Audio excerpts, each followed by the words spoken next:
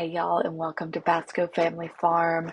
My name is Kindra, and I live here with my husband Daniel. We are first generation farmers, and this is the story of our chickens.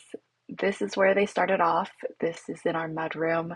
We made a little spot for the birds as they grew and planned to make a mobile chicken coop for them outside. Um, It has been many structures later. We are in year 3 of having chickens. So these chicks you see here are our first batch. We had 25 brown mixed breed egg layers, and then we also got a second batch that were blue egg layers, and we had to separate them because they weren't the same age. They were about 2 weeks apart, and when you have older birds, they'll be larger than the little birds and pick on them. So here we are working on the mobile chicken coop, which we built completely from scratch. It took a lot of time and troubleshooting, but we eventually got it done, and it was a really fun project to work on together. Um, I sometimes wish we still had this. There was a flaw in our design, which led to um, my husband and the chickens almost dying in a storm. More to about that to come, but uh, what we would have done differently is not had a back wall that caught air. We would have left holes. So um, underneath that box to catch the eggs, we would have left it open so air could have moved through. But we did seal it off, and here we are putting the pullets in once they got large enough.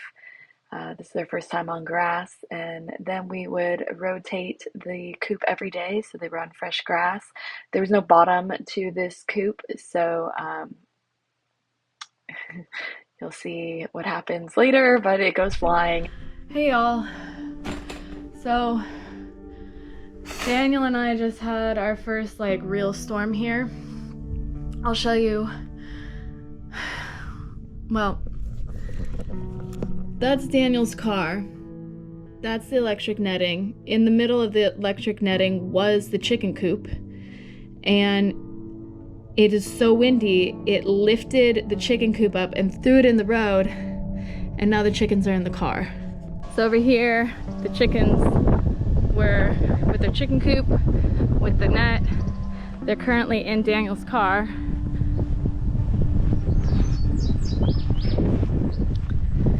And I saw our chicken coop somersaulting down, and it went in the road, nearly hit a truck. Here's our nest box. It's all smashed up. Here's the coop. I don't know that anything is salvageable. The wheels are broken. And our other neighbor, Dwayne, I called him and he came and dragged this out of the road. So now we gotta get the chickens in the shed. Oh, and that nearly hit Daniel's head. It was there, it flipped backwards, went over his head, and somersaulted towards the road. Okay, we've cleared the shed out thanks to our neighbors coming and helping. And we're gonna back the car up and let the chickens out.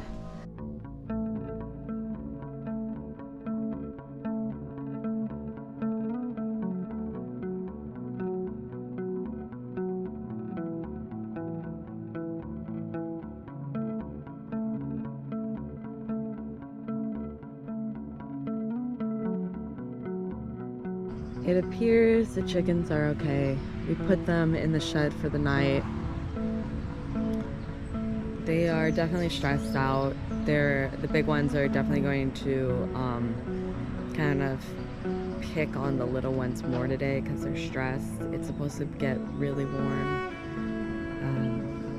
I'm just hoping none of the birds get sick. I've given them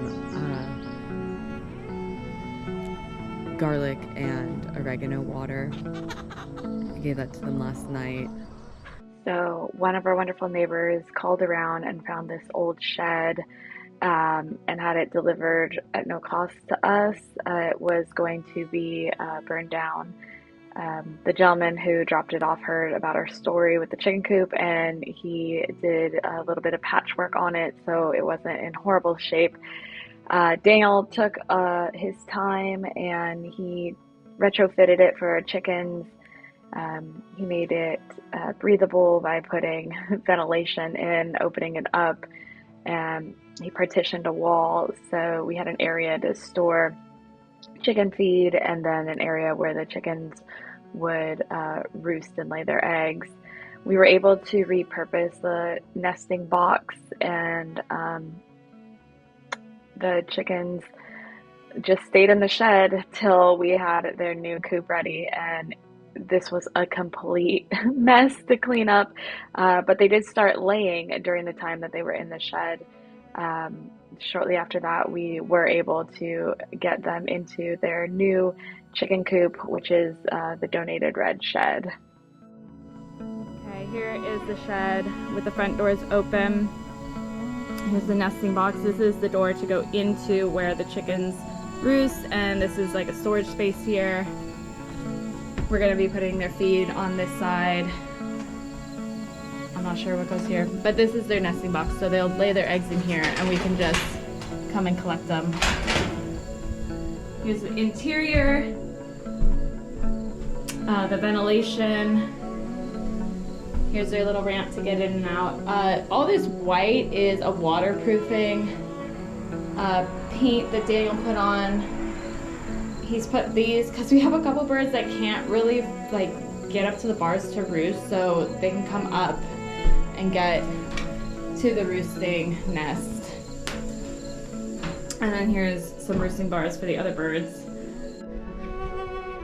Daniel and I are going to go ahead and relocate the fence for the chickens so that way they're on fresh grass.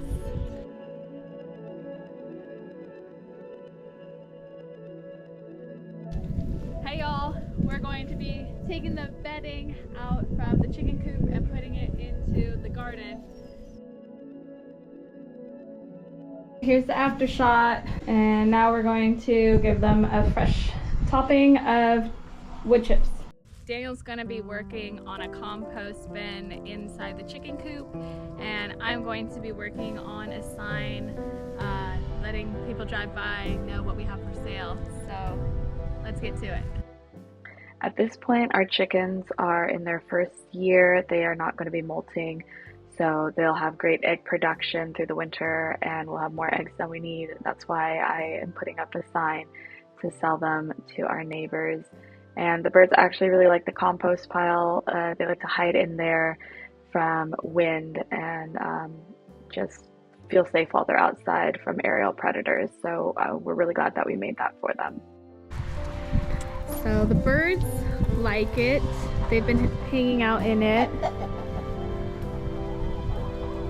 jumping up on it.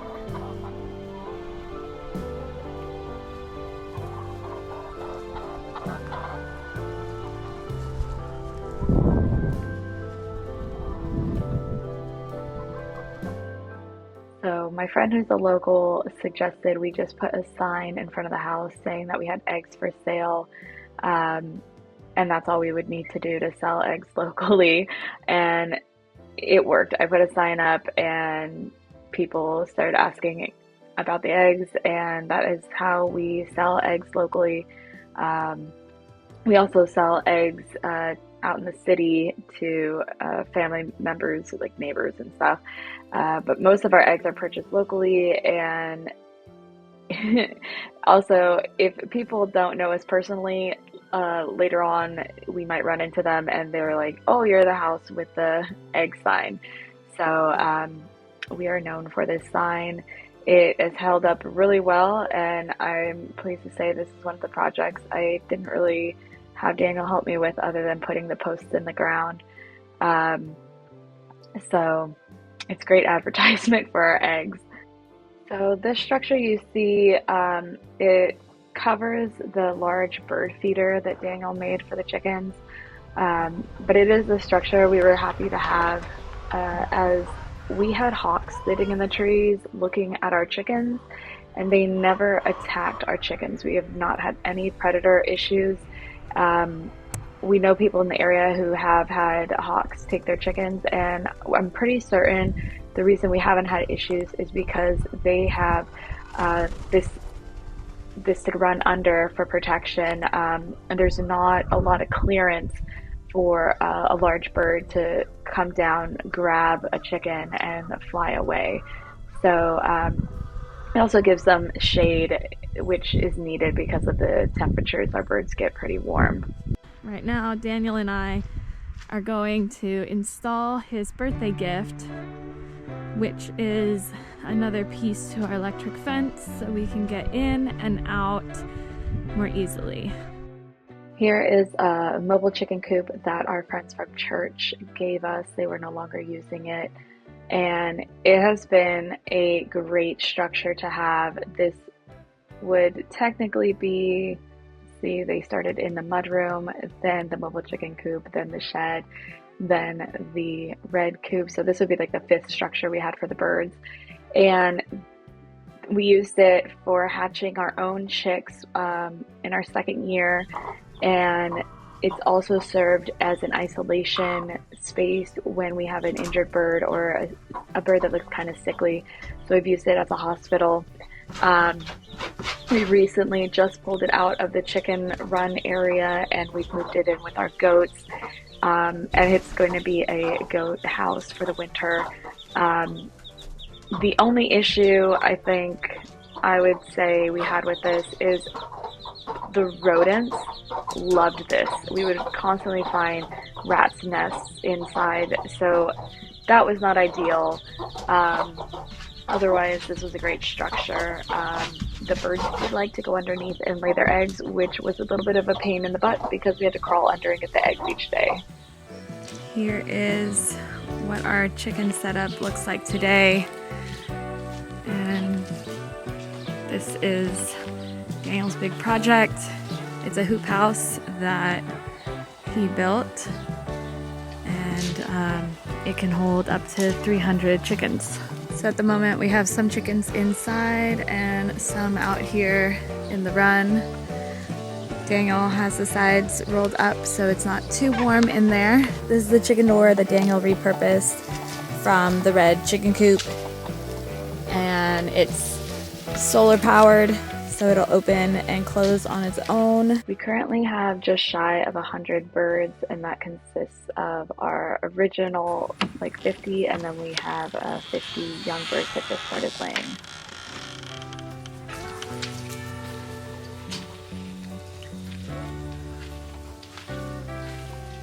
And this is what it looks like. This is a bird feeder here. He actually has it closed off right now. And then the trash can next to it holds the feed. We have some feeders on the ground, and their nest boxes are on the far wall where there's the entrance point in and out.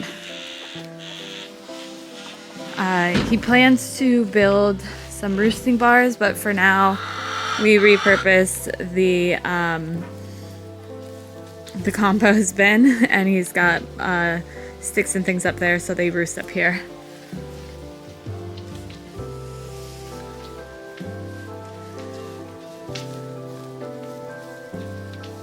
So this works out pretty well for the birds because the way this is designed, except for the sides are not this plastic, it traps and holds heat, especially if he has this rolled down, keeping the birds warmer in the winter time, because we have had our birds get some frostbite before, so this should be a better situation for them. And then we can house more birds than what we had with our other structures. Over here is what we're going to be using as our chicken hospital, and the birds do not have access to this area at the moment. Thank y'all for watching. Feel free to follow us on Instagram at Basco Family Farm. Have a great day.